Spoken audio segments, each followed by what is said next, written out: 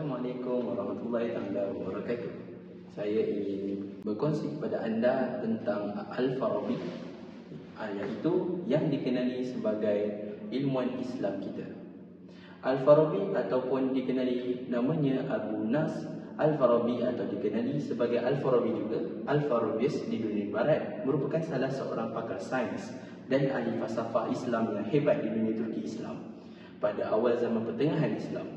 Beliau terkenal sebagai ahli kosmologi, logik dan muzik. Beliau hidup antara tahun 870 hingga 950 Masihi. Beliau berasal dari Farab, Kazakhstan. Baik, seterusnya mari saya ceritakan tentang rentetan perjalanan hidup beliau. Al-Farabi, bapaknya merupakan seorang tentera yang miskin, tetapi semua itu tidak menghalangnya mendapat pendidikan bahasa Arab di Baghdad di bawah pimpinan Ali Abu Bakar Muhammad ibnu Al-Sari. Selepas beberapa waktu beliau berpindah ke Damsyik sebelum meneruskan perjalanannya ke Halab. Di sana, beliau berkhidmat di Istana Sains Al-Daulah dengan gaji 4 dirham sehari.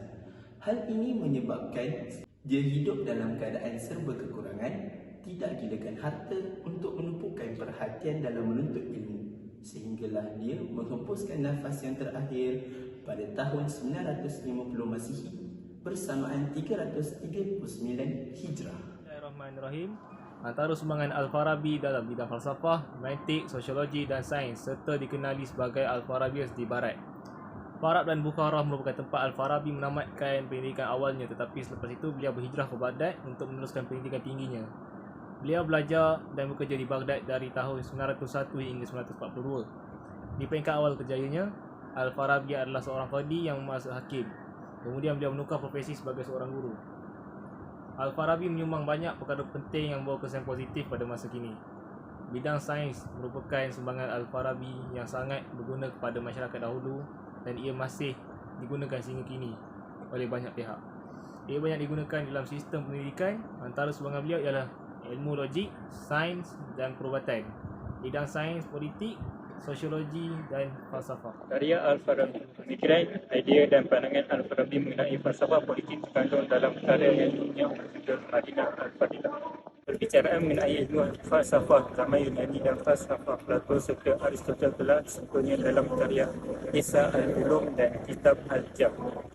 Terdapat dua buku tidak dapat disiapkan oleh Al-Farabi di zamannya. Buku itu ialah Kunci Ilmu yang disiapkan oleh anak muridnya yang bernama Muhammad Al-Khawarizmi pada tahun 976 Masri dan Fihris Ulum yang diselesaikan oleh Ibnu Al-Nadim pada tahun 988 Masri.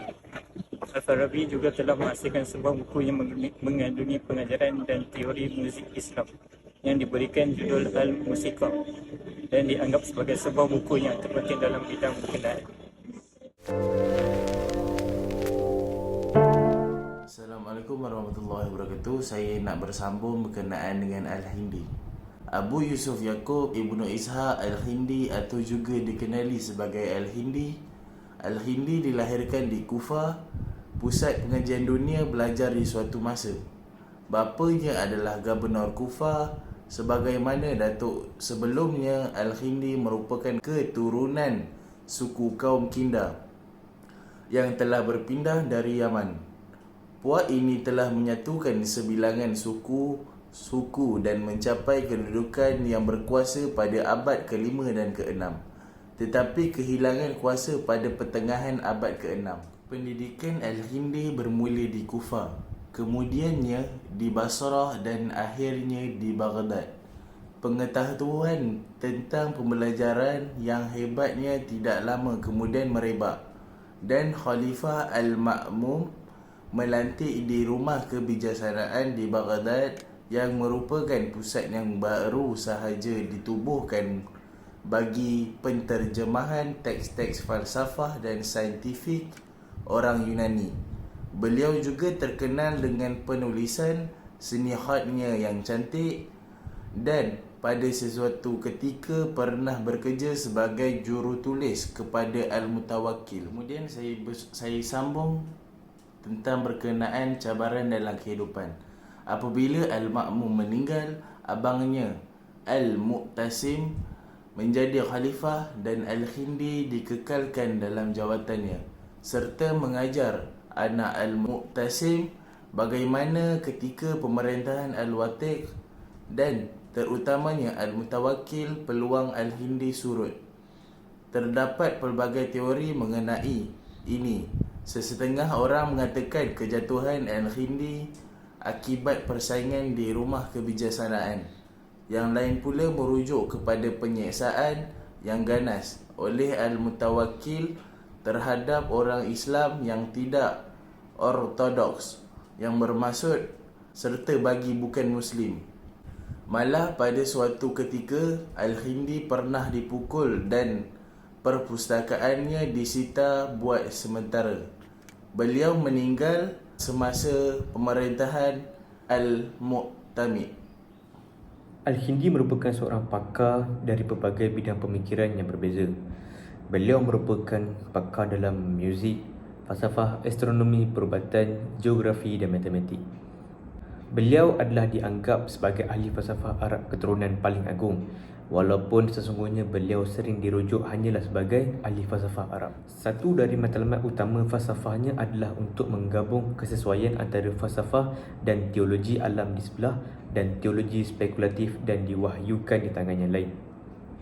Beliau menekankan bagaimanapun wahyu adalah sumber pengetahuan lebih hebat dalam sekurang-kurangnya sesetengah bidang, dan ia menjamin perkara-perkara mengenai kepercayaan yang akal pemikiran tidak boleh mendedahkannya. Pendekatannya kepada bidang falsafah bukanlah hasil pemikiran yang asal, tetapi merangkumi penulisan Aristotelian dan Plato baru. Kebanyakan apa yang kanan menjadi perbendaharaan kata falsafah piawaian Arab berasal dari Al-Hindi. Sesungguhnya jika tidak kerananya, hasil ahli falsafah seperti Al-Farabi, Avicenna dan Al-Ghazali mungkin tidak tercapai. Al-Hindi mendefinisikan falsafah sebagai pengetahuan tentang hakikat benda-benda yang boleh dijangkau oleh manusia. Hal ini kerana matlamat utama seorang ahli falsafah dalam ilmu teori ialah untuk mencapai kebenaran, manakala ilmu praktikal pula untuk bertindak sesuai dengan kebenaran.